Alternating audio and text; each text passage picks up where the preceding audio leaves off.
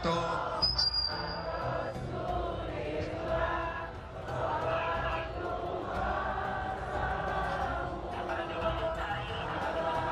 Sin Habibillah.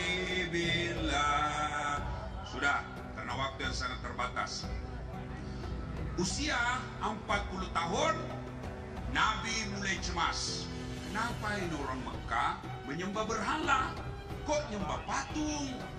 Tuhannya Lata, Manat, Uzza, Hubal. Maka Nabi pergi bersemedi, kalau bahasa Jawanya, naik ke Gua Hira. 3 hari 3 malam udah pulang. Lalu di 17 Ramadan datang malaikat Jibril memeluk Nabi dan berkata, Muhammad, Iqra, baca. Saya tidak tahu membaca, kata Nabi. Baca, saya tidak tahu membaca. Iqra, baca. Jibril peluk Nabi sampai Nabi hampir tidak bisa napas lagi karena kencangnya pelukan Jibril. Lalu Nabi menjawabnya, Iqra bismi rabbikal ladzi khalaq. Turun Nabi. 3 hari 3 malam tidak ada kabar. Turun Nabi sampai di rumahnya. Lalu Nabi berkata, istriku sayang, saya kedinginan menggigil, tolong selimuti saya. Lalu istri beliau Siti Khadijah berkata, sami'na wa ata'na, saya dengar dan saya taati. Coba ibu-ibu, kalau 3 hari 3 malam tidak pulang suamimu, kau telepon tidak ada pernah aktif, kau SMS tidak dijawab, 3 hari 3 malam langsung pulang menggigil, Bu, selimuti saya. Apa jawaban ibu? Mati kau.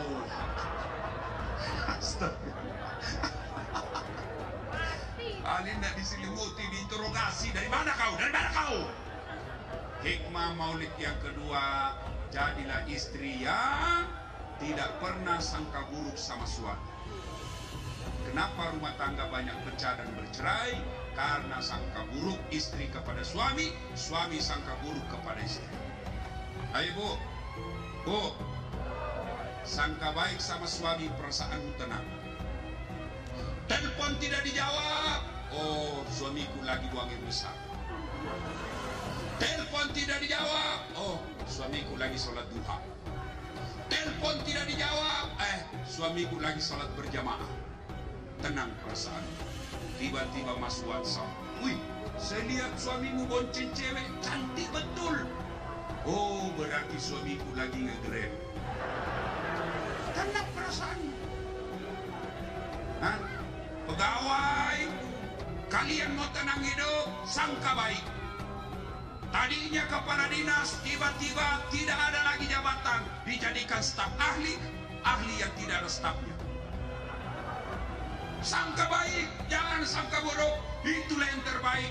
Tadinya camat, tiba-tiba tidak ada jabatan, yakin itulah yang terbaik. Saya tamat SMA, daftar tentara, tes fisik tidak lulus. Kenapa? Ceper. Maka saya protes kepada Allah, ya Allah, kenapa kau lahirkan saya dalam keadaan pendek? Kau tidak jadi rugi kalau saya jadi Tuhan. Kalau kau tidak rugi kalau saya jadi tentara. Temanku lulus jadi polisi. Sekarang dia reserse di Sulawesi Barat. 1 bunga-bunga pangkatnya, pakai baret merah, reserse. Saya lulus jadi ustadz, pakai baret putih. Tapi alhamdulillah dengan baret putih yang saya pakai, mulai baret hitam sampai baret merah, bicara maiko semua. Sangka baik, sangka baik. Ya, jangan ada sangka buruk. Kalian mau tenang, sangka baik. Ibu-ibu, bagaimana kau mau tenang kalau kau selalu sangka buruk sama istrimu, suamimu? Suamimu kau jadikan tahanan kota. Pulang langsung periksa HP. Bagaimana suamimu tidak cepat mati? Kena serangan jantung. Langsung datang ke periksa HP, belum sempat dihapus semua SMS nakal. Mati didapai, mati ya. Terpaksa kau dibohongi. Siapa telepon ini? Terpaksa dibohongi. Kenapa kau selalu curiga? Istri saya, ada kawan saya waktu SD, sampai sekarang masih selalu nelpon saya. Saya mau blokir di kampung saya. Saya mau blokir, nanti dibilang sombong. Mau diterima teleponnya, perasaannya istri tersinggung. Terpaksa aku tulis namanya di situ di HP ku, penjual batu bata. Kata mamanya, Ustaz, penjual batu bata. Jangan kuangkat, tagihan itu. Selamatlah saya. Suatu ketika saya bikin teh. Bulan saya ceramah, saya bikin teh. Saya ambil itu toples, ada tulisannya gula. Begitu saya tes, kenapa asin sekali? Ternyata isinya garam. Dia tulis gula. Saya dikasih tahu istriku, kenapa kau tulis gula? Nah ini garam. Dia bilang, HP-mu juga. Lain kau tulis lain isinya.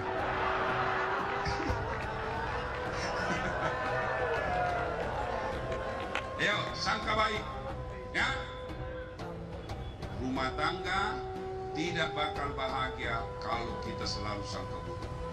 Nah, apalagi sifatnya Nabi.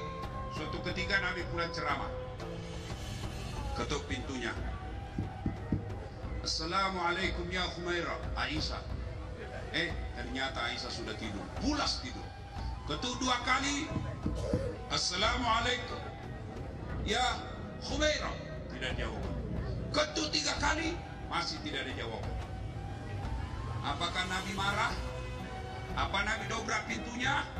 Tidak. Nabi buka serbannya, beliau hamparkan di depan pintu, beliau tidur di depan pintu, beralaskan serban karena tidak mau mengganggu istrinya yang lagi pulas tidur. Begitu bangun Aisyah, apakah Nabi marah? Tidak. Nabi lalu mengambil tangan istrinya lalu berkata, adindaku sayang, maafkan saya karena saya terlambat pulang tadi malam sehingga saya tidak bisa memberikan kehangatan dalam tidur. Mau punya suami seperti Nabi, Bu? Betul? Betul. Pertanyaan buat ibu, sudahkah ibu punya sifat seperti istri Nabi? Suka ngomel di rumah. Mana kita tidak cepat mati. Ngomel aja kerjanya. Sampai di rumah nonton aja sinetron, angkat kaki, regut, makan kacang. Pakai daster tinggi sebelah yang 3 hari tidak dicuci. Kelihatan tali BH. Dia bilang, kasih baik kita tali BH-mu. Dia bilang, jangan lihat BH-nya. Yang penting rasanya, Bu. Tidur ngorok. Mana kita mau dapat surga dunia? Di kantor kita dimarah-marahi sama bupati, marah bupati.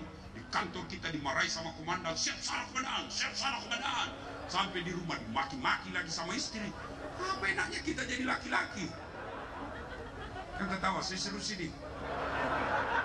Malas masak. Nanti cantik kalau lebih pengantin. Ibu, mau nggak dirindukan surga? Kata Nabi, barang siapa seorang istri dandan sebelum tidur karena niat menyenangkan hati suaminya, maka sepanjang tidurnya malaikat berdoa, ya Allah rahmati dan sayangi wanita ini karena dia dandan untuk menyenangkan hati suaminya. Amalkan sebentar. Kalau kau pulang nanti mau tidur, pakai yang seksi. Kalau perlu pakai baju renang.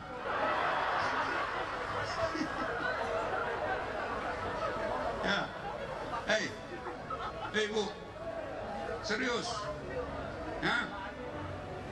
Bapak juga mau punya istri seperti Khadijah, tapi sifatnya tukang tipu. Alasan rapat, ternyata merapat. Kasar sama istri, ngomongnya kasar, kadang-kala marah ditempelin istrinya.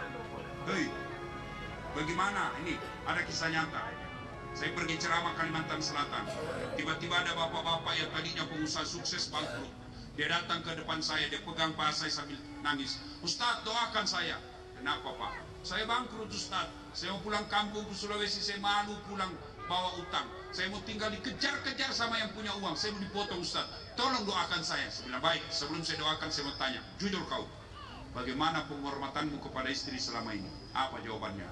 Oh itu dia Ustaz, saya lebih sayang istrinya tetangga daripada istri saya. Nah, sudah itu jawabannya. Ya, Bapak 30 tahun dari Jawa, dari Sulawesi, datang merantau ke sini, tidak bisa sukses, rumahnya susah dibeli. Salah satu sebabnya karena kau hianati istrimu.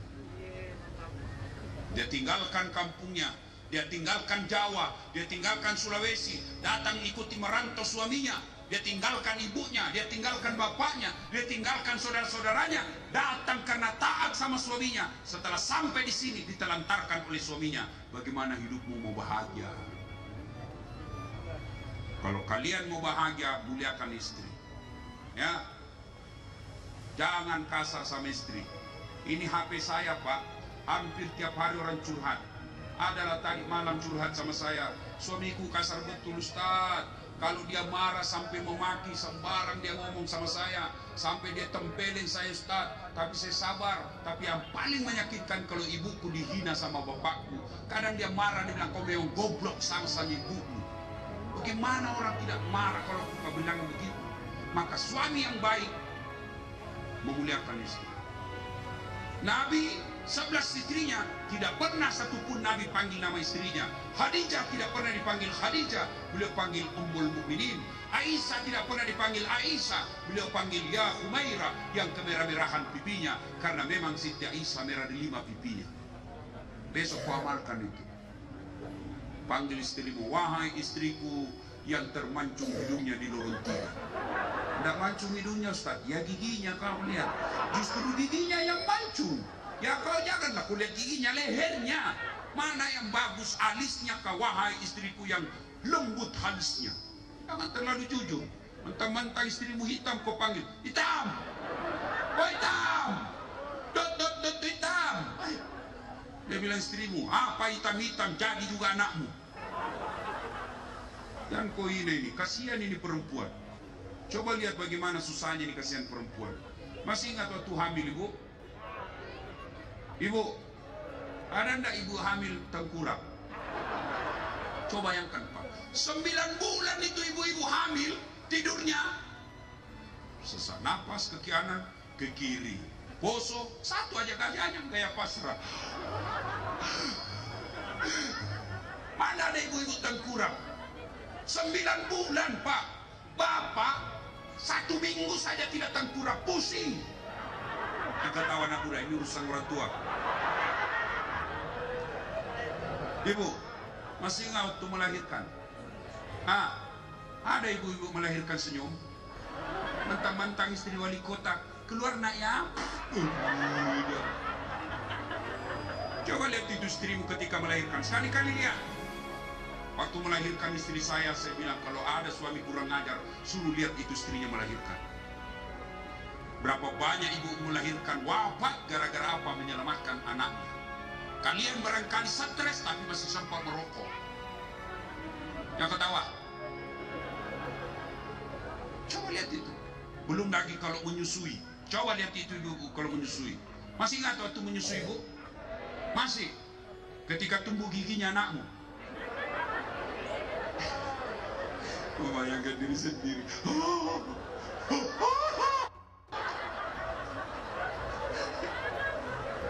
Coba itu istri. Begitu digigit sama anaknya apa